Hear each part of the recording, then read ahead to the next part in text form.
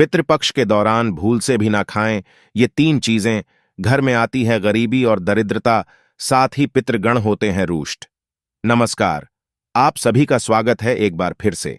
पितृपक्ष का आरंभ कब से हो रहा है? पितृपक्ष के दिनों में किस प्रकार का भोजन नहीं करना चाहिए? दोस्तों, हिंदू धर्म में पितृपक्ष का महत्व बहुत अधिक होता है। पितृपक्ष के दौरान हमारे पूर्वज पितृलोक से धरती पर हमसे मिलने के लिए आते हैं। हमारे द्वारा उनके लिए किए जाने वाले श्राद्ध, तर्पण तथा पिंडदान आदि कार्यों से वे संतुष्ट होकर हमें आशीर्वाद प्रदान करते हैं। इसके साथ ही पितृपक्ष में हमें भी कुछ नियमों का पालन करना होता है। पितृपक्ष के दौरान स्नान से लेकर रात्रि को सोने तक महत्वपूर्ण नियमों का पालन करना चाहिए। इसके साथ ही गरुड़ पुराण के अंदर पितृपक्ष में भोजन करने संबंधी महत्वपूर्ण नियम बताए गए हैं। इन दिनों में मनुष्य को किन चीजों का सेवन नहीं करना चाहिए? भोजन करते समय अपना मुख किस दिशा में रखना चाहिए? साथ ही पितृपक्ष में स्नान करने के नियम भी बताए हैं। प्रत्येक मनुष्य को पितृपक्ष में इन नियमों का पालन अवश्य ही करना चाहिए। ऐसा करने से मनुष्य को अपने पितरों का आशीर्वाद प्राप्त होता है और उनके जीवन में सुख समृद्धि आती है। प्रतिवर्ष पितृपक्ष भाद्रपद मास के शुक्ल पक्ष की पूर्णिमा तिथि से प्रारंभ होते हैं और आश्विन मास की अमावस्या को इनकी समाप्ति होती है। इसे सर्वपितृ अमावस्या या पितृ विसर्जनी अमावस्या कहा जाता है। पितृपक्ष के दिनों में मनुष्य को पितरों की संतुष्टि के लिए श्राद्ध कर्म तथा दान धर्म करने चाहिए। भगवान श्री कृष्ण कहते हैं कि जिस मनुष्य को उसके पितरों का आशीर्वाद प्राप्त होता है, उसके कुल का गौरव सदैव ही बढ़ता है।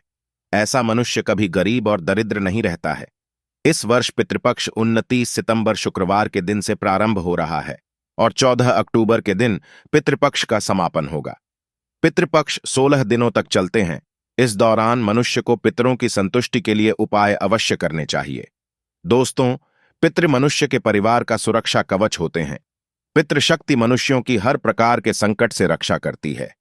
यदि घर में पितृशक्ति का वास हो तो घर में किसी भी प्रकार की दुष्ट आत्मा तथा नकारात्मक शक्तियां प्रवेश नहीं कर सकती।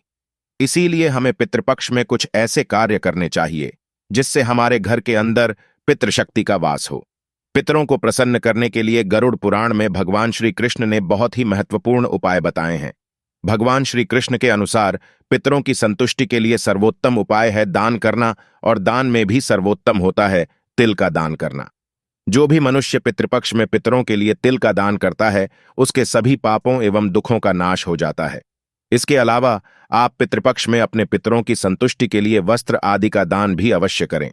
यदि गाय का दान किया जाए तो कई गुना अधिक शुभ फलों की प्राप्ति होती है। श्री कृष्ण कहते हैं, मृत्यु के पश्चात मनुष्य की आत्मा अभौतिक रूप धारण करती है। उसका यह शरीर वायु रूप में होता है। वायु रूप में मृत आत्माएं घर में प्रवेश करती हैं और अपने परिजनों द्वारा किए जाने वाले कर्मकांड तथा श्राद्ध से वे अत्यंत प्रसन्न होते हैं।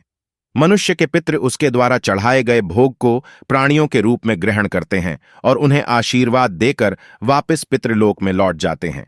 लेकिन जो व्यक्ति अपने पितरों का सम्मान नहीं करता है, पितृपक्ष में श्राद्ध एवं पूजा पाठ नहीं करता है, उसके पितृ दुखी होकर पितृलोक में लौट जाते हैं। पितरों को दुखी करने के कारण मनुष्य के सभी पुण्य कर्म नष्ट हो जाते हैं और उसे पितृ दोष लग जाता है। इसीलिए मनुष्य को अपने पितरों को कभी दुखी नहीं करना चाहिए। आइए जान लेते हैं कि पितृपक्ष में भोजन तथा स्नान करने के कौन से नियम बताए गए हैं। सबसे पहली बात है, पितृपक्ष में स्नान केवल एक वस्त्र धारण करके ही करना चाहिए और निर्वस्त्र स्नान करना भी अशुभ माना गया है। पितृपक्ष में स्नान करते समय अपना मुख्य दक्षिण दिशा की तरफ रखें और पितरों का स्मरण करते हुए स्नान करें। स्नान के पश्चात सूर्य देव को तांबे के पात्र से जल अर्पण करें और पितरों की आत्मा की शांति के लिए सूर्य देव से प्रार्थना करें। पितृपक्ष में स्नान आदि करने के बाद ही दान करना चाहिए और दान करते समय पितरों का स्मरण अवश्य करें। दान करते समय भी अपना मुख दक्षिण दिशा की तरफ रखें। गरुड़ पुराण के अनुसार तांबे के पात्र में तिल का दान करना चाहिए। पितृपक्ष में लोहे की वस्तु का दान करने से पितरों की आत्मा को शांति मिलती है। गरुड़ पुराण के अनुसार पितृपक्ष में कुछ चीजों का सेवन करना अनुचित माना गया है। पितृपक्ष में मांस मदिरा आदि का सेवन करना वर्जित होता है।